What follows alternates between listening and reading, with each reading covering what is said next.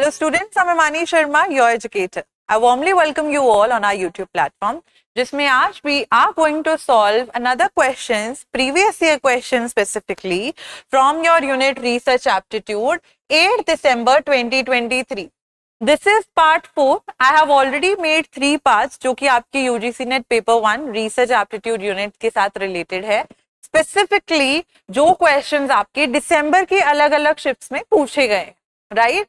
सो अपना pen paper notebooks keep it with your own self. जब भी question you see on the screen आप pause कर सकते हैं. You can pause the screen, play it when you want to see the answer. पहले खुद से ट्राई करना है सॉल्व करने का. So first question that I have for you all here is, knowledge is arrived at through the gathering of facts that provide the basis for laws. तो जब हमें कोई लॉज बनाने होते हैं, कोई थ्योरी जनरेट करनी होती है, तो उसके लिए हम नॉलेज किससे गेन करते हैं? कुछ पैटर्न से, कुछ फैक्ट से. This is the principle of the right answer to this question is option B. ये प्रिंसिपल है इंडक्टिविज्म का.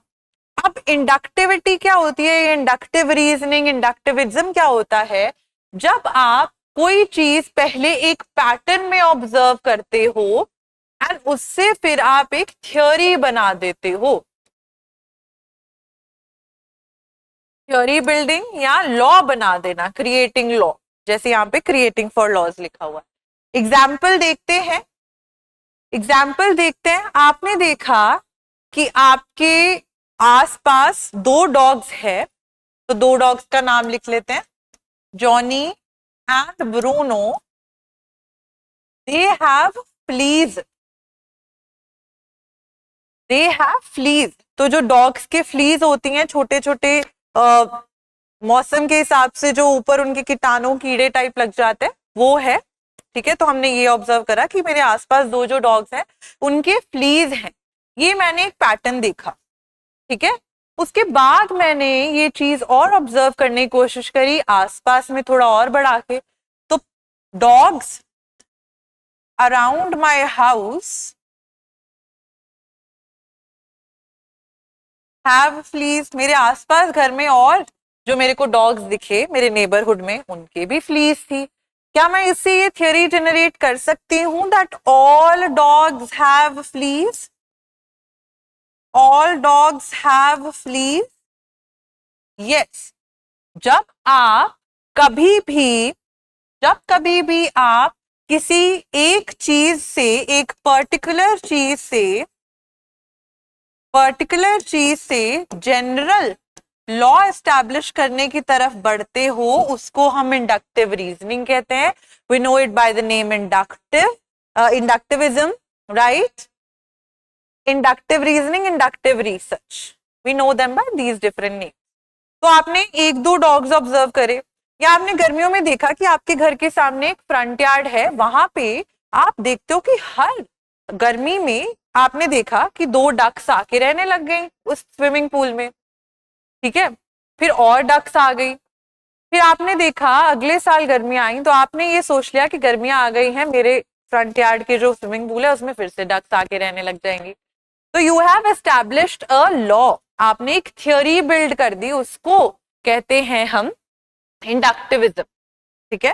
Next question is, which of the following is concerned with the question of whether social scientific findings are applicable to people's everyday natural social setting? ये types of validity में बहुत सारे questions बार बार पूछे गए हैं, तो आपको डिफरेंट टाइप्स ऑफ वैलिडिटी पता होना जरूरी है. I have also created a video on the same. You guys can check that video out as well.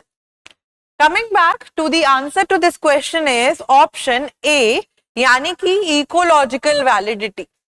जब आप अपनी रिसर्च को रियल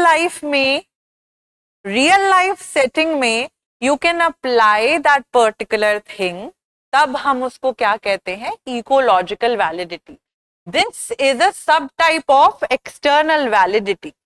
ठीक है, तो अगर आपने एक लेबोरेटरी में कोई सेटिंग करी है, एक चीज देखी है, उसको आप रियल लाइफ में भी कर पाओ, इसका मतलब आपकी रिसर्च की इकोलॉजिकल वैलिडिटी जो है बहुत हाई है. ठीक है, बहुत हाई है। आपने देखा, आपने 10 लोगों के ऊपर ये चीज आजमाने की कोशिश करी कि उनका एक्सरसाइज से स्ट्रेस लेवल कम हो रहा था।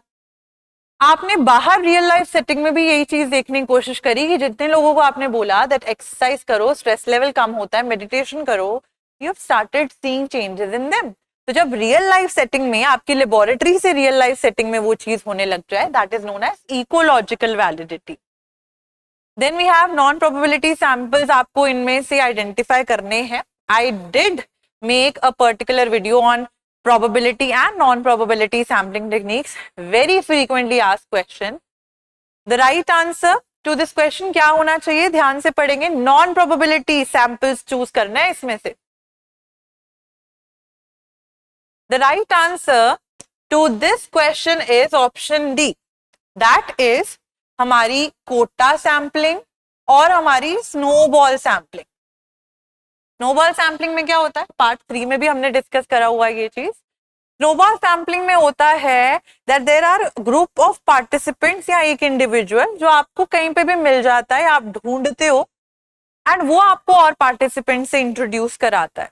मैंने उसमें भी एग्जांपल दिया था that if you meet one beggar, आप पूछते हो कि मुझे बाकी भिखारियों के पास भी ले चलो, मुझे उनको कपड़े बांटने हैं।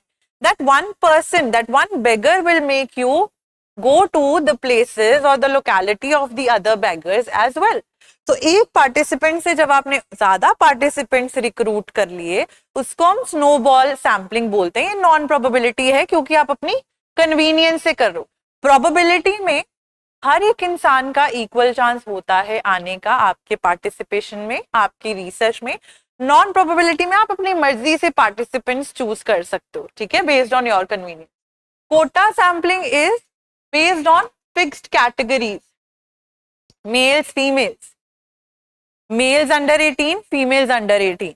लेकिन इन पार्टिसिपेंट्स को आप हायर कर रहे हो, जब ले रहे हो अपनी रिसर्च के लिए, आप इनको अपनी कन्वीनियंस से लोगे, ठीक है।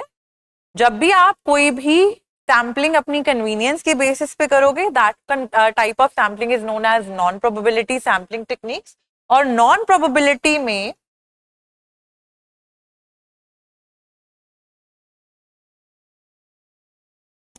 Non probability and probability. Probability का मतलब क्या होता है? 50-50% चांस होना, मतलब हर एक पार्टिसिपेंट्स के पास 50-50% चांस है that they can be selected. Procedure यहाँ पे रैंडम होगा, प्रोसीजर यहाँ पे रैंडम होगा। यहाँ पे आप अपनी एक्सेसिबल जगह से लोगों को चूज करोगे, अपनी कन्वीनियंस के हिसाब से चूज करोगे नॉन प्रोबेबिलिटी में, ठीक है। नॉन प्रोबेबिलिटी में, नॉन प्रोबेबिलिटी के टाइप्स क्या होते हैं? क्या टाइप्स होते हैं? S Q A C P, ऐसे क्यू ए सी पी, ठीक है। तो S stands for snowball sampling, Q stands for quota, A stands for accidental, C stands for convenience sampling and P stands for purposes. On the other hand probability में क्या क्या होते हैं हमारे पास? Simple random sampling, systematic sampling, ठीक है, simple random sampling, systematic sampling, cluster sampling, ठीक है। ये 3 टाइप्स होते हैं। एक और टाइप होता है that you guys will be letting me know in the comment section below। 4 types होते हैं जिनको हमने इस तरीके से याद करा था उस पुरानी वीडियो में, ठीक है। ट्रिपल एस सी क्या होता है? चौथा स्ट्रैटिफाइड, जिसमें आप ग्रुप्स में डिवाइड करते हो। इसमें भी ग्रुप्स में डिवाइड करते हो, कोटा में भी करते हो, लेकिन यहाँ पे अपनी मर्जी से नहीं चुनोगे, वहां पे अपनी मर्जी से आप पार्टिसिपेंट्स जो है चूज कर सकते हो। Next question, which of the following sections of a research report are not considered for similarity checks while detecting plagiarism? मतलब इन पर्टिकुलर पोर्शंस में आपका प्लेजरिज्म चेक नहीं होगा। What do we have as the answer here?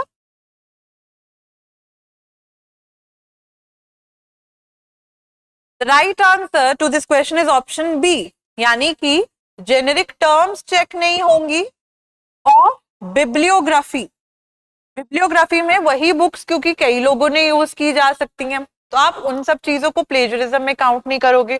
Generic terms या laws जो है, अगर किसी ने, अगर हम आइजैक न्यूटन की बात करते हैं, उनका ग्रेविटेशनल पुल वाला जो लॉ है, और भी चीजें हैं साइंस में आ जाती हैं, उन लॉज को, या LLB LLMs में आ जाती हैं, उनको हम काउंट नहीं करते हैं नॉर्मल जेनेरिक डेफिनेशंस या लॉज को। Option number B is the right answer. Pause करके क्वेश्चन पढ़िए, देन आंसर देखिए। Last question, the purpose of theory is to generate hypothesis that can be tested and then will thereby allow explanation of laws to be assessed। ये किस particular principal की बात करती है? जहां पे आपके पास थ्योरी ऑलरेडी होगी, आपको उसको टेस्ट करना है, आपको उसको टेस्ट करना है। आपके पास ऑलरेडी एक जनरलाइज थ्योरी है, आप उसको टेस्ट करके देखोगे। Right answer to this question is option D, deductivism. हमने इंडक्टिविज्म में देखा कि हम पैटर्न देखते हैं, उससे एक लॉ बना देते हैं, उससे एक थ्योरी बना देते हैं। डिडक्टिविज्म में हमारे पास ऑलरेडी थ्योरी होगी, हमारे पास ऑलरेडी थ्योरी या लॉ होगा। We are going to test this theory, test it, and then test करके यहाँ पे कंक्लूजन में ट्रू या फॉल्स देखेंगे। क्या हम कह सकते हैं कि इंडक्टिव में हम क्या कर रहे थे? पर्टिकुलर चीजों से जनरल में जा रहे थे, पर्टिकुलर चीजों से जनरल में जा रहे थे। यहां पे हम जनरल से, जनरल थ्योरी एस्टैब्लिश है, उसको पर्टिकुलर चीजों पे अप्लाई करके देखेंगे। ये जो की टर्म्स मैं लिख रही हूं, these are very important, these are very important। इनमें से सीधे सीधे ऐसे क्वेश्चंस भी पूछेंगे, जनरल टू पर्टिकुलर कौन सी होती है, पर्टिकुलर टू जनरल कौन सी होती है। एग्जाम्पल लेके देखते हैं।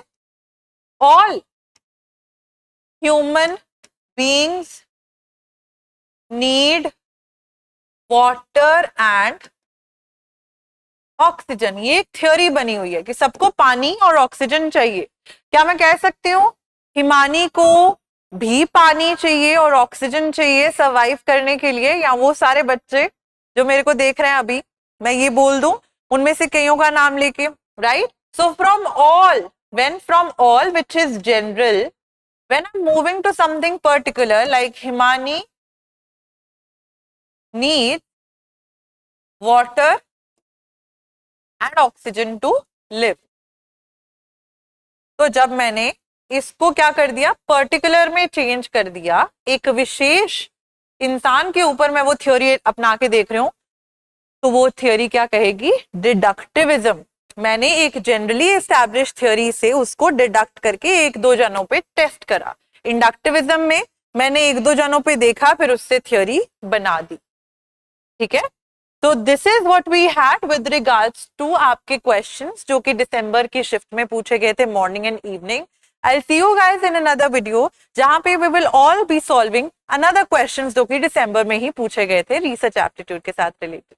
Till the time कुछ भी डाउट हो, you can drop it down in the comment section below. I'd be happy to help. I'll see you guys in another video. Thank you so much and have a good day. Bye bye.